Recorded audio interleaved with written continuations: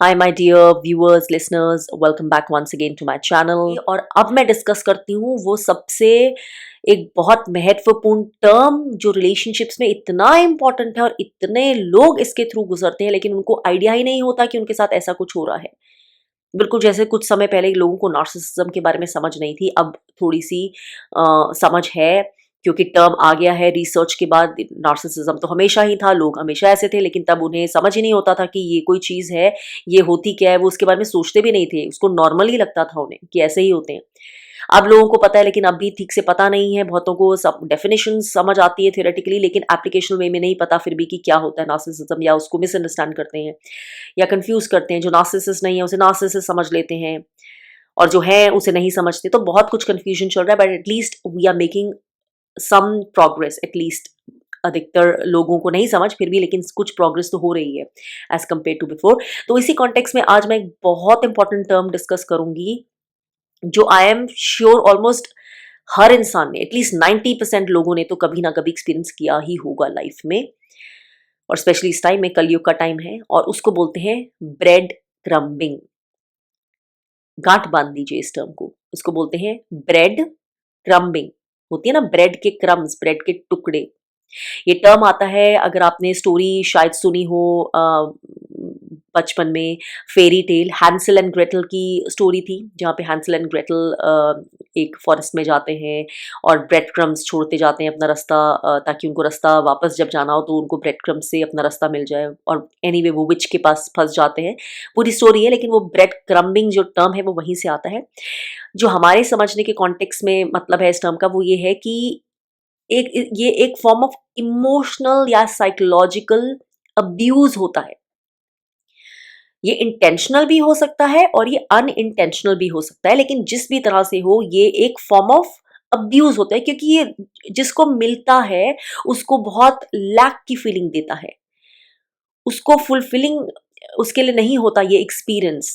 It's an experience जो उनके लिए लैक की सिचुएशन क्रिएट करता है, साइकोलॉजिकल इमोशनल पेन की फीलिंग्स क्रिएट करता है, इनएडिक्वेसी की, कि हम कंप्लीट नहीं है, हम कुछ पूर्ण नहीं है, कुछ मिसिंग है, कुछ बेचैनी की फीलिंग क्रिएट करता है। There is a feeling of lack. इसमें होलनेस होती है ना, कोई चीज़ जो पूरी होती है ईश्वर से होती है, उसमें कुछ भी लैकिंग नहीं होता। आपको एनालाइज करने की जरूरत नहीं होती कि पूरा है, भरपूर है तो क्यों लग रहा है। बस आपको फील होता है, आपको पता होता है कि बस कुछ नहीं चाहिए, ये तो पूरा है। आपकी मानसिक इमोशनल हर तरह से उसमें आप पूर्ण फील कर रहे होते हैं, आपका जॉय कंप्लीट होता है। तो वो बहुत इस तरह की तो खैर सिचुएशंस ह्यूमन एक्सपीरियंसेस में बहुत कम होते हैं, क्योंकि हम लोग बहुत ऊपरी तह से चीज़ों को देखते हैं। लेकिन ब्रेड क्रम्बिंग उस ऊपरी तह पे भी बहुत ज़्यादा आपको एक लैक की फीलिंग देता है। ब्रेड क्रम्बिंग यानी कि किसी को थोड़े थोड़े टुकड़े देते रहना, क्रम्स देते रहना, टाइम टू टाइम, बड़े अनप्रिडिक्टेबल मैनर में, इनकंसिस्टेंट मैनर में, अफेक्शन के, प्यार के, अटेंशन के, और उन्हीं पे उस रिलेशनशिप को बेसिकली बनाए रखना। कुछ इस तरह के डायनेमिक्स बना देना, या अपने आप बन जाते हैं इस रिलेशनशिप में, कि एक साइड का जो इंसान होता है, एक पार्टी होती है, उसको आदत बन जाती है कि इतना ही मिलता है इस रिलेशनशिप में, और इसी तरह से ये रिलेशनशिप चलती है। जब मिलता है तब अच्छा लगता है और सरप्राइज होता है और फुलफिलमेंट होती है और रिलीफ की फीलिंग होती है कि अरे मिल गई ये dose, till the next dose. वो पहली डोज और नेक्स्ट डोज के बीच के जो गैप्स होते हैं वो बहुत बड़े हो सकते हैं, बहुत वियर्ड हो सकते हैं, बहुत अनप्रिडिक्टेबल हो सकते हैं, आपको बहुत एम्प्टी फील करवा सकते हैं, आपको बहुत कंफ्यूज्ड फील करवा सकते हैं कि आपको पता नहीं वेयर यू स्टैंड, हेयर और देयर, आप यहाँ हैं वहाँ हैं, where do you stand in relationship with a certain person. Are you in, are you out, are they interested, are they not, क्या वो आपके लिए अफेक्शन रखते हैं, क्या वो नहीं रखते, क्या वो कमिटेड है आपके लिए, क्या वो नहीं है, क्या वो कंसिस्टेंट है या वो नहीं है, क्या उन्हें आपकी जरूरत है, क्या आप इस रिलेशनशिप में मायने रखते हैं या नहीं रखते। तो ऐसे ही कर करके आप बीच में वो फेजेस निकाल निकाल के, कि वो इतना पैटर्न हो जाता है कि आपको उसकी आदत ही हो जाती है एक तरह से, एंड आपके माइंड के वो बैकग्राउंड में चला जाता है। You get use to that relationship like that, which is a form of emotional abuse, psychological abuse, mental abuse. लेकिन आप उसे क्वेश्चन नहीं करते, क्योंकि आपने वैसे ही देखी है वो रिलेशनशिप हमेशा। तो ये बहुत सारी नार्सिसिस्टिक रिलेशनशिप्स की सच्चाई होती है, अगर आप इस टर्म के बारे में और ज़्यादा रिसर्च भी करेंगे तो आपको दिखेगा कि नार्सिसिस्टिक रिलेशनशिप्स में स्पेशली ब्रेड क्रम्बिंग की बात बहुत होती है। और ये इसलिए होता है क्योंकि नार्सिसिस्ट का तरीका ही होता है पहले आपको पेडेस्टलाइज करना, फिर डी वैल्यू करना। तो ये इसके ऊपर मैं ज़्यादा डिटेल में नहीं जाऊंगी, ये सब आप जानते ही हैं। इंटरमिटेंट रिइंफोर्समेंट की बात भी मैंने की थी अपने एक पुराने वीडियो में, उसका लिंक यहाँ पे दिया हुआ है। तो वो कैसे, तो it's kind of intermittent reinforcement कि कभी अच्छा कर दिया और कभी नहीं। और इसको अच्छे से समझाने के लिए मैंने जो कुछ केस स्टडीज भी की है, जैसे कि मैंने अंकिता लोखंडे और उनके हस्बैंड विकी जैन पे अच्छे से वीडियो बनाया था, जब उस समय मैं उनको देखती थी कि पूरा एग्जाम्पल था वो ब्रेड क्रम्बिंग का, इंटरमिटेंट रेनफोर्समेंट का, गैसलाइटिंग का उस रिलेशनशिप में कैसे एग्जैक्टली दिखता था वो तो स्क्रीन पे। तो वो बहुत अच्छा एग्जाम्पल था, आप उसको सुन सकते हैं, उसकी स्टडी को नहीं सुना तो कुछ वैसे ही होती है ब्रेड क्रम्बिंग की। कभी उस इंसान को बहुत खुश करा दिया, फिर उसको बिल्कुल इग्नोर कर दिया, डिसमिस कर दिया। लेकिन इतने आसानी, इतने टिपिकल तरीके से नहीं चलती है हमेशा ब्रेड क्रम्बिंग। और यहीं पे बहुत कुछ छुपा हुआ, यहीं पे ये जो है ना मिस्ट्री आ जाती है, यहीं पे इसको पहचानना मुश्किल हो जाता है। इट बिकम्स वेरी डाइसी, क्योंकि ऑफन उन रिलेशनशिप्स में भी ब्रेड क्रम्बिंग होती है जहां पर नार्सिसिज्म एक्चुअली नहीं है, या जहां पर हमें लगता ही नहीं है कि हमारे साथ ऐसा कुछ गलत हो रहा है या बुरा हो रहा है, या हमें ठीक से फुल्ली जो इस तरह से जिस ट्रीटमेंट के हम लायक हैं, हकदार हैं, उस तरह से ट्रीट नहीं किया जा रहा, हमें एहसास ही नहीं होता है। क्योंकि जैसे मैंने कहा, अगर आप रिसर्च करेंगे आपको ऑफन ये नार्सिसिस्टिक कॉन्टेक्स्ट में ब्रेड क्रम्बिंग टर्म मिलेगा, लेकिन सिर्फ नार्सिसिस्टिक रिलेशनशिप्स में नहीं होती ब्रेड क्रम्बिंग। कि एक बच्चे को गोल्डन चाइल्ड बना दिया, स्केप गोट को ब्रेड क्रम्स दे दिए खाली, एक को जान के चढ़ाया, दूसरे बच्चे को तरस रहा है वो प्यार के लिए, अटेंशन के लिए, पेरेंट के लिए, इसलिए एडल्टहुड होने तक वो नार्सिसिस का एक स्केप गोट बच्चा, इग्नोर्ड बच्चा, वो पेरेंट की वैलिडेशन के लिए बहुत कुछ कर रहा है, खुश करने की कोशिश कर रहा है नार्सिसिस पेरेंट को। That is one form of bread crumbing जो पेरेंट ने की है। लेकिन खाली नार्सिसिस्टिक रिलेशनशिप्स में नहीं होता ये, इनेबलर्स भी कभी कभी करते हैं ब्रेड क्रम्बिंग। ये डिसफंक्शनल फैमिलीज में, हर तरह के जो डिसफंक्शनल रिलेशनशिप्स हैं, डिसफंक्शनल फैमिलीज हैं, उनमें ऑफन ब्रेड क्रम्बिंग होती है किसी ना किसी की आपस में, रिलेशनशिप्स में, बच्चों की या एडल्ट्स की आपस में। या फिर ये अवॉइडेंट डिसमिसिव जो लोग होते हैं ना, which is also a kind of जहाँ जो पर्सनालिटी जो पूरी ठीक से, जहाँ इनर चाइल्ड का अगेन अनहील्ड है, वुंडेड है, अवॉइडेंट डिसमिसिव पर्सनालिटी, जो कमिटमेंट फोबिक होते हैं, जो दूर भागते हैं इमोशनल वल्नरेबिलिटी से, तो उस तरह के लोगों में भी ब्रेड क्रम्बिंग की बहुत टेंडेंसी होती है। तो ब्रेड क्रम्बिंग बहुत तरह की रिलेशनशिप में पाई जाती है, इतनी ज्यादा कॉमन है कि अगेन जैसे मैंने बोला, सरप्राइजिंग, इट्स शॉकिंग कि लोगों को कैसे इस चीज के ऊपर लाइट नहीं डाली गई है। और सिर्फ नार्सिसिस्टिक रिलेशनशिप्स में नहीं होता, क्योंकि नार्सिसिस्टिक रिलेशनशिप्स में तो ये ऑब्वियस ही हो जाएगी, लेकिन मैं उस रिलेशनशिप्स में इनकी बात करना चाहती हूँ जहाँ ये इतनी ऑब्वियस नहीं है, अनऑब्वियस है। तो आप देखिए कौन से आपके इस तरह के रिलेशनशिप्स हैं कि आपके पेरेंट्स के साथ ऐसे हैं, एक पेरेंट मदर या फादर या किसी आपके सिबलिंग के ऐसे साथ हैं, भाई या बहन, या किसी फ्रेंड के साथ ऐसा है जहां पे आपको लगता है। और ये यहाँ पे अवेयरनेस की बात है, क्योंकि आपको लगता है ऐसे, ये नहीं कि सबको अपना अच्छा ही लगता है कि हम ही विक्टिम है, हम तो अच्छा करते हैं बाकी बुरे नहीं। जो ऑथेंटिक सेल्फ अवेयर डीपली जना होगा उसको मालूम होगा वेयर आई स्टैंड, मैं कितना खुद ट्रू हूँ, कितना ऑथेंटिक हूँ रिलेशनशिप्स में। तब मैं बात करूं कि मैं क्या डिजर्व करता हूं। हो सकता है आप खुद ही ब्रेड क्रम्बर हो सकता है आप किसी के साथ ऐसा करते हो जो ऑथेंटिक हो, ट्रूथफुल हो, who is fully present there for you, जो जेन्युइन जना है गिव एंड टेक करने में, लेकिन आप ब्रेड क्रम्बिंग करते हो। तो ये अनहील्ड, कौन सी अनहील्ड स्पेस है जहां से आप इस तरह का बिहेवियर करते हैं, या क्यों आप इस तरह की मैनिपुलेशन करते हैं अगर जान पूछ के करते हैं तो जो भी जिनके साथ जेन्युइनली ब्रेड क्रम्बिंग होती है, तो उन्हें पता होगा कि किसी भी रिलेशनशिप में, जैसे मैंने बोला भाई बहन, पेरेंट्स, फ्रेंडशिप्स या किसी और रिलेशनशिप्स में, वहां पे आप देखेंगे कि आपकी इंटेंशन पूरी होती है ठीक से प्रेजेंट होने की, ठीक से सब कुछ देने की, जितना ठीक से बनता है, ट्रू अफेक्शन। उसका मतलब ये नहीं है कि उस पर टाइम लिमिट है, कि उसने उतना दिया तो मैं उतना दूंगा, ये देने लेने वाली नहीं है। This is a real authentic relationship जहां पे आपको पता है what it means to be truly present किसी के लिए, इमोशनली प्रेजेंट, जब जरूरत के समय प्रेजेंट। या अफेक्शन कैसे होता है, आपका कम्युनिकेशन अगर आपस में होता है, फोन पे होता है या सोशल मीडिया पे होता है या जो भी टेक्स्ट पे होता है, जैसे भी होता है, वो एक रेगुलर फॉर्म ऑफ कम्युनिकेशन है। ऐसा नहीं है कंसिस्टेंट, सडनली हो गया अब कुछ नहीं, सडनली उसका किसी इंसान का कुछ हाय हेलो आ गया suddenly, that is kind of bread crumbing. It's a consistent relationship जहां पे हेल्दी बाउंड्रीज हैं, हेल्दी अंडरस्टैंडिंग है, दोनों की तरफ से हेल्दी कम्युनिकेशन होता है, शेयरिंग होती है, which makes both of you feel good. जो भी रिलेशनशिप है, चाहे वो फ्रेंडशिप में हो, एक पैटर्न एस्टैब्लिश है जो हेल्दी है, जिसमें सबकी emotional needs, mental needs fulfilled होती है। ऐसे नहीं है कि आप तो किसी का सुनने के लिए जब है पूरे होते हैं डंप बैग की तरह, लेकिन जब आपको जरूरत पड़ती है तो आपको लगता है वो जना डिसमिसिव है, इमोशनली अनप्रेजेंट है। आपने कुछ बोल दिया लेकिन उसको कोई इंटरेस्ट की फीलिंग नहीं आई, या बहुत लंबा कुछ शेयर कर दिया, आपको वहां से कोई अप्रोप्रिएट जो होता है ना supportive feeling, the right words, the right emotions, कुछ नहीं मिला। ठीक है, तो इस तरह की चीजें चाहे सोशल मीडिया में हो या पर्सनल बातचीत पे हो, या आप तो प्रेजेंट होते हैं लेकिन दूसरा जना टाइम्ड प्रेजेंट देता है, अपनी प्रेजेंस पे बहुत भाव लगाता है, फसी होता है, टाइम की लिमिट सेट करता है, या कोई आपको, इवन पेरेंट ही कभी तो आपके लिए प्रेजेंट होते हैं, suddenly they will make you feel like you not wanted, you are not needed, या आपको कोई फील कराएगा आपकी जरूरत नहीं, बहुत बहुत समय तक उनको, आपको लगेगा कि मैं बहुत बहुत समय तक इस इंसान को मैं ही कांटेक्ट करता हूँ, या मैं ही फोन करता हूँ, या मैं ही रीच आउट करता हूँ, या मुझे ही अंदर से इमोशनल नीड फील होती है, उस इंसान की तरफ से तो ऐसा कुछ नहीं आता। अगर मैं किसी दिन ऐसा नहीं करूं, या किसी समय मैं एक लंबे पीरियड तक छोड़ दूं, तो आगे से कुछ नहीं आएगा, and that will be your sign. तो इस तरह की अगर आपको चीज लगती है कि मैं ही करता हूं, जब इनिशिएट करता हूं तभी बात होती है, कम्युनिकेशन होती है, बहुत इनकंसिस्टेंट होती है, it's never met your needs, and suddenly उस जने को जब मन करता है या उसकी नीड होती है तो सडनली वो ऐसे आ जाता है जैसे सब कुछ ठीक है, they will ask you question, how are you doing, या जो भी है। तो बहुत तरह की ये चीजें होती हैं, ये ब्रेड क्रम्बिंग के एग्जाम्पल्स होते हैं। तो इतने पैटर्न्स हो सकते हैं कि वो आपको खुद ही रियलाइज करने पड़ेंगे एक्चुअली क्या है। सीधा सीधा मतलब है कि आपको फील होगा कि स्टेबल, कंसिस्टेंट तरीके से, प्रिडिक्टेबल तरीके से आप उस रिलेशनशिप को पे डिपेंड नहीं कर सकते हैं to feel emotionally fulfilled, mentally fulfilled.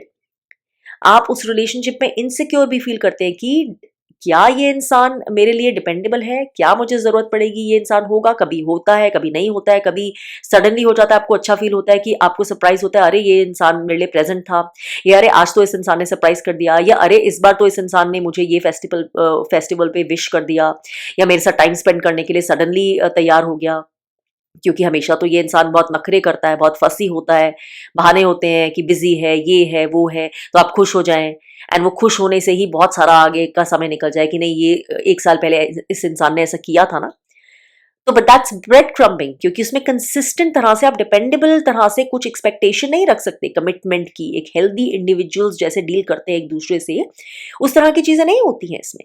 इस तरह के पैटर्न्स होते हैं, कभी है कभी नहीं, बहुत बहुत समय तक नहीं, फिर सडनली हो गया, फिर सडनली बहुत अच्छा हो गया, बट देन फिर अगेन गायब हो गए, कुछ है ही नहीं, रिस्पॉन्स नहीं है, कम्युनिकेशन नहीं है, कुछ कम्युनिकेट किया तो बड़ा आधा सा रिस्पॉन्स आया, या क्विक सा, या एक थम्स अप का साइन आ गया टेक्स्ट पे, या इस तरह की चीजें। तो जैसे भी है वो आपको डिटर्मिन करना है, या आप हमेशा प्रेजेंट होते हैं, आप बात करना चाहते हैं, दिल खोल के अच्छे से बात करना चाहते हैं, जब करते हैं तो authentic communication without holding back, लेकिन वहां से आपको लगता है बैरियर्स हैं, they don't want to share fully, they are holding something back, या वो कट शॉर्ट करना चाहते हैं, या किसी भी तरह से। तो ये कहीं से भी व्यवहार आपको मिल रहा हो, आपके इंटरनल, मैं बोलती हूँ ना, इंटरनल रेडार सबसे बड़ी चीज होती है। टर्म्स बाहर रिसर्च के हो नहीं हो, वो तो रिसर्च हमारे ऊपर ही करके आते हैं ना over a period of time, लेकिन वो टर्म्स रिसर्च का नतीजा है, लेकिन रिसर्च तो हमारे ऊपर ही करी ना, तो वो चीज तो हमारे अंदर प्रेजेंट है ना ऑलरेडी। तो हमारे अंदर का रेडार क्या बता रहा है, इमोशनल रेडार, इंट्यूटिव रेडार, वो सबसे बड़ा हमारा गाइडेंस होता है कि हमें कैसा फील हो रहा है किसी के साथ, कंसिस्टेंटली कैसा फील हो रहा है ज्यादा। ये ब्रेड क्रम्बिंग का सबसे बड़ा सिग्नल होता है, and we can figure out. मैंने एक पहले के वीडियो में अपनी एक अपना एक्सपीरियंस शेयर किया था अपनी एक फ्रेंड के साथ, कि मैंने वो रिलेशनशिप को क्यों अपनी लाइफ से एंड कर दिया था। तो आई हैड शेयर दैट, और तब मैंने ये टर्म नहीं यूज किया था, लेकिन वो एक्चुअली ब्रेड क्रम्बिंग ही था। उस फ्रेंड की नार्सिसिस्टिक मदर थी, एंड मैंने पूरा शेयर किया। आप वो वीडियो दोबारा से सुन सकते हैं अगर आपने सुना है तो, या नहीं सुना तो फिर सुन सकते हैं आप। तो उस रिलेशनशिप के बारे में मैंने शेयर किया था कि I felt like I was always the one who was present, and वहां पे वो फ्रेंड का किस तरह से बिहेवियर होता था। और ये भी मुझे पता है कि इंटेंशनल नहीं होता था, उसकी इंटेंशन नहीं थी, उसकी इंटेंशन अच्छी ही थी मेरे लिए, लेकिन वो तो मैंने बाद में रियलाइज किया, तब तो मेरे पास टर्म भी नहीं था उसके लिए। तब मुझे सिर्फ मेरी इंट्यूटिव गाइडेंस थी कि नहीं, अब no more, because that will be on my self esteem, कि I am always present and यहाँ पर हमेशा इस तरह से होता है, बिकॉज वो बहुत अनहील्ड स्टेट में थी। तो अनहील्ड स्टेट में अगर आप एक जने को आप भार उठाते रहें तो दैट मीन्स आप खुद अनहील्ड हैं। तो सेल्फ अवेयरनेस यही करवाता है आपको, अपने लिए रही सही स्टैंड दिलवाता है। तो मैंने वो डिफिकल्ट स्टैंड लिया था ऑब्वियसली, बट मैंने नोइंगली लिया था कि अगर ये रिलेशनशिप को मैं ही चला रही हूँ, अगर मैं ही भार उठा रही हूँ, चाहे ये कितना भी बोलती है इसके, लेकिन वर्ड्स जो है वो मैच नहीं करते एक्शन से बहुत बार, जबकि मुझे पता है इसकी इंटेंशन होती है सही, क्योंकि इतनी मुझे समझ परख है लोगों की। लेकिन सिर्फ इंटेंशन होने से क्या होता है, बार बार वर्ड्स एक्शंस को मैच नहीं करते, और ये भी एक साइन होता है ब्रेड क्रम्बिंग का, कि जो आपको लोग बड़ी बड़ी बातें करते हैं या आपके लिए इंटेंशन बोलेंगे वर्ड से कि नहीं, I am present for you, I am there, या ऐसे ऐसे, लेकिन आपको वो एक्शन के टाइम पे वर्ड्स ही आपको लगेगा कि वो वर्ड्स गलत थे एक्शन के टाइम में, तो वो कुछ ऐसा कुछ नहीं है। तो ऐसा भी होता था, तो ये साइन था, तो वो भी ब्रेड क्रम्बिंग ही थी। तो I taken the right stand कि अगर मैं ही बाहर उठाती हूँ तो मैं ये बाहर छोड़ के देखती हूँ कि ये रिलेशनशिप फिर चलती है कि नहीं, और एक्चुअली नहीं चली। So my decision making was right, या तो मैं पूरी लाइफ उसको ढोती रहती अपने आप, या मैंने सही स्टैंड, हार्ड स्टैंड बट सही स्टैंड लिया। और अभी मुझे पता है, खैर तब नहीं पता था, कि दैट फ्रेंड वाज अ को डिपेंडेंट, उसकी नार्सिसिस्टिक मदर थी और वो बहुत पीपल प्लीजर, को डिपेंडेंट, तो अपनी फैमिली को खुश करने में लगी रहती थी फिर भी, कि क्रम्स मिल जाए मेरे को मेरी फैमिली के कुछ प्यार के, क्योंकि बर्थ फैमिली से तो बहुत बड़ा कनेक्शन होता है ना, तो क्रम्स मिल जाए। उसके पीछे जो एक्चुअली उसके लिए प्रेजेंट था, वो बोलती भी थी कि तू ही मेरे लिए है, खाली जो प्रेजेंट होती है तू ही है मेरे लिए, I am so loyal to you like a dog. लेकिन उसने ध्यान नहीं दिया, उसने वो रिलेशनशिप गवा दी जहां पर एक्चुअली एक इंसान उसके लिए ट्रूली प्रेजेंट था, खड़ा हुआ था। वो ब्रेड क्रम्बिंग के चक्कर में, ब्रेड्स के क्रम्स लेने के चक्कर में, अपने फैमिली से, जो फैमिली उसको नहीं प्यार करती थी या उसकी नीड्स पूरी नहीं करती थी, उस चक्कर में उसने एक रियल रिलेशनशिप एटलीस्ट जो थी, जो ट्रूथफुल थी, वो भी खो दी। So that was her unhealed state. तो ऐसे ही होता है, ब्रेड क्रम्बिंग जो है हमेशा इंटेंशनल नहीं होती है। जैसे नार्सिसिस्ट है वो तो इंटेंशनल करता है, टॉक्सिक लोग इंटेंशनल करते हैं, मैनिपुलेटिव लोग, लेकिन ये एक फॉर्म ऑफ अब्यूज ही है। और अनइंटेंशनल भी जब लोग करते हैं, सच एज जब वो अनहील्ड स्टेट्स में हो, बिकॉज वो एक नार्सिसिस्ट के साथ रहते हैं, उसके विक्टिम है, तो वो ऐसे लोग भी बन जाते हैं कभी कभी।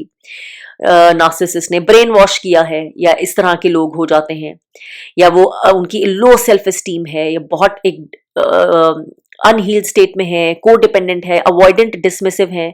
तो देयर इज अ मिक्सचर। वो जान के भी करते हैं, लेकिन जान के भी कभी कभी उनकी इंटेंशन वैसी नहीं होती है, वो सेल्फ प्रोटेक्शन की इंटेंशन ज्यादा होती है। और कभी कभी लोग इस तरह से करते हैं कि उन्हें जान के वो इंसान को मैनिपुलेट करके रखना है ताकि वो और के लिए तरसे। और इसी तरह से बहुत सारी unhealed romantic relationships, toxic bonds, trauma bonds भी रोमांटिक शुरू होते हैं, क्योंकि लोगों को लगता है ना कि जो चीज कम मिल रही है, कम झलक मिल रही है, उसको और चाहिए और चाहिए। अरे थोड़ा सा मिल गया, this was really a nice glimpse, और मिलेगा और मिलेगा। This person give you their time and attention, जो होता है ना कि उनको और उनको क्यूरियोसिटी पैदा करना, उनके अंदर और उस चीज की तलब करना बेसिकली, कि पूरा नहीं दे रहे हैं आप अपना प्रेजेंस, अपना टाइम, अपनी अफेक्शन, अपनी बात, तो आप उस इंसान को तरसा रहे हैं, और वो तरस तरस के इसलिए वो छोड़ नहीं पा रहा, because that person wants more of you and you are holding back. ठीक है, तो इसलिए इस तरह से जो इस तरह के लोग करते हैं, इसलिए भी वो टॉक्सिक लोग होते हैं। तो ऑफन लेकिन लोग इसलिए करते हैं ब्रेड क्रम्बिंग, क्योंकि उनको अपना पूरा साइड नहीं दिखानी होती, वो वल्नरेबल नहीं होना चाहते। जैसे अवॉइडेंट डिसमिसिव लोग होते हैं, उनको मास्क पहन के रखते हैं, वो डिफरेंट रीजन के लिए, डिफरेंट फ्रॉम द नार्सिसिस्ट। अपने से ही वो भाग रहे होते हैं, उनको लगता है जैसे हम किसी के करीब आएंगे, ज्यादा अपना दे देंगे, कमिटमेंट करनी पड़ जाएगी ज्यादा, तो वो इंसान को मेरे अंदर झलक दिखने लग जाएगी, मेरे ट्रूथ की दिखने लग जाएगा, how I wear so many masks, या मैं कितना अनहील्ड हूं, मेरा कॉन्फिडेंस और ये सब के नीचे कितना अनहील्ड सेल्फ है।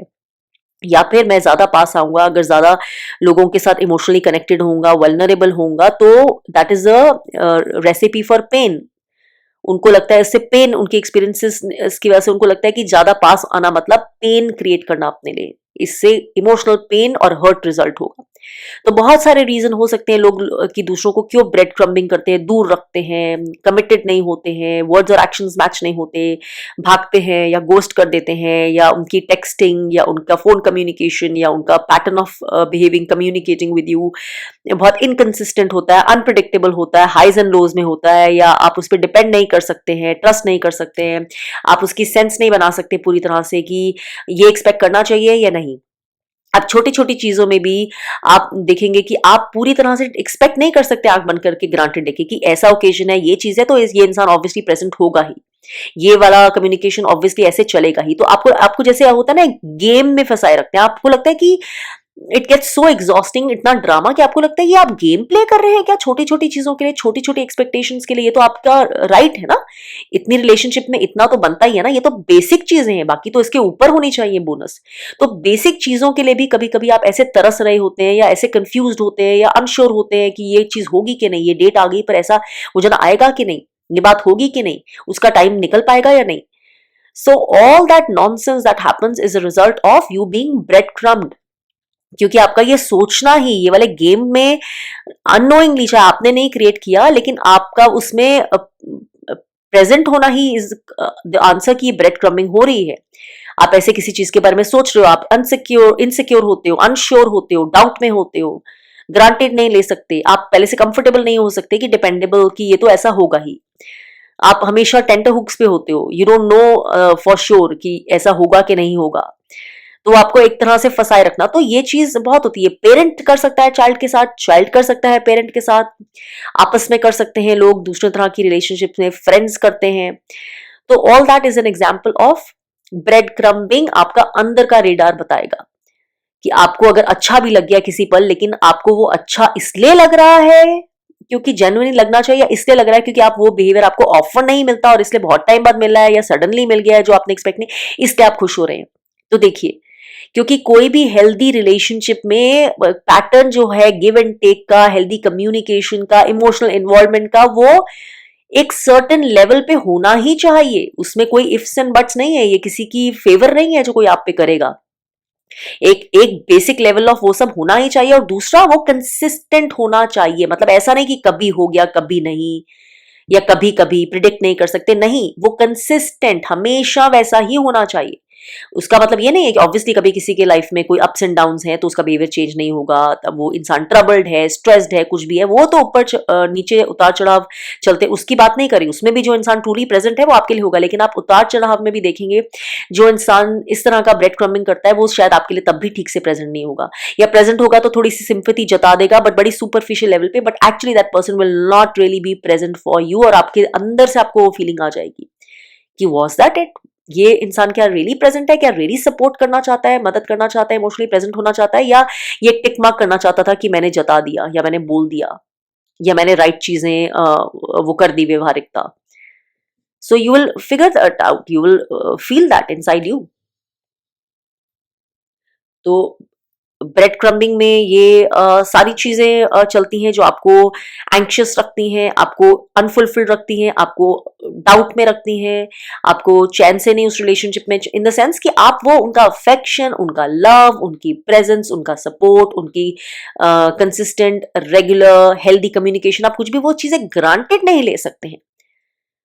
और यही ब्रेड क्रम्बिंग का एग्जाम्पल है कि आपको ब्रेड के क्रम्स दिए जा रहे हैं, जब जरूरत पड़ती, जब लगता है कि नहीं इस समय देना जरूरी है, ऐसी सिचुएशन है तब, या over a period of time वैसा ही रिलेशनशिप है, क्योंकि आप उतने ही लेके खुश रहेंगे। वो रिलेशनशिप का दायरा, डायनेमिक्स ऐसे ही हो गए, ऐसे ही बन गए हैं कि वो एक इंसान इतना कम कम देके, या इनकंसिस्टेंटली देके, या एक अब्यूजिव तरीके से देके वो काम चला पा रहा है, क्योंकि उसको ऐसे इंटेंशन करना, इसी तरह से वो आपको मैनिपुलेट करके रखता है, इशारों पे नचवाता है, या क्योंकि वो खुद इतना भागना चाहता है, इतना अनहील्ड है और अपने आप को हील नहीं करना चाहता, इसलिए आपको रॉ डील मिल रही है।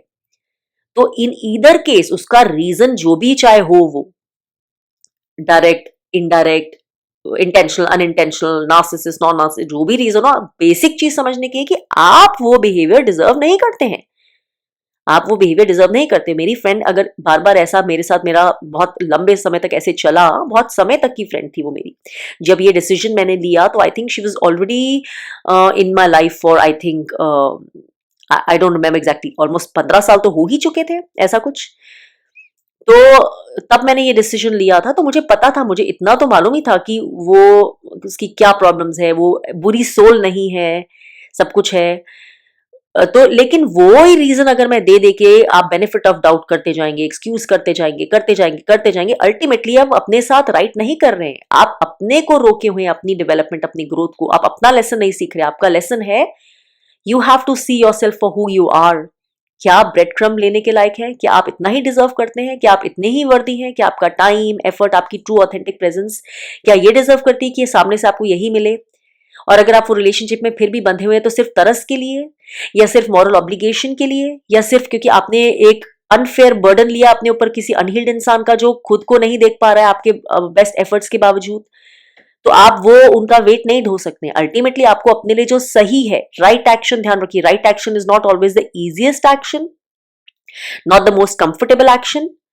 और जरूरी नहीं है वो लोगों को बड़ा हमेशा लगे कि बड़ा अच्छा है ब्राउनी पॉइंट वाला action, but it is the right action जो धम्मा से आता है। बोलते हैं ना धर्म करना है, dhamma that teaches you right action. वो राइट एक्शन का मतलब यही होता है कि इन अ गिवन टाइम आपको आपके लिए राइट एक्शन क्या है, जो दूसरे के लिए नहीं आपके लिए भी स्पिरिचुअली राइट है। इजी नहीं है बट राइट है, तो वो एक्शन लेना पड़ता है। तो ब्रेड क्रम्बिंग इसलिए समझना बहुत जरूरी है कि ऑफन लोग बहुत सारी चीजों का, रिलेशनशिप्स का, लोगों का बर्डन ढोए होते हैं अपने ऊपर, ब्रेड क्रम्ब हो के उसको नॉर्मल रिलेशनशिप की तरह चलाए हुए घूम रहे होते हैं, ड्रेन्ड हो रहे होते हैं, एग्जॉस्टेड हो रहे होते हैं, लेकिन एक कारण नहीं पता होता, क्योंकि ऊपर से कारण देखेंगे तो उनको लगेगा नहीं ऐसा भी नहीं है, इंसान ने ब्रेक ऑफ तो नहीं किया, मेरे पेरेंट ने मुझे अबैंडन तो नहीं किया, मेरे फ्रेंड ने ऐसा तो नहीं कुछ किया, प्रेजेंट तो होता है, बर्थडे पे विश भी कर देता है, कभी कभी आ भी जाता है, ऐसे भी नहीं है कि कभी बात नहीं, कभी ही नहीं होती फोन पे, हो भी जाती है कभी कभी, 8 महीने में एक बार, 7 महीने में एक बार, ऐसा भी नहीं है, अच्छे से ही हो जाती है।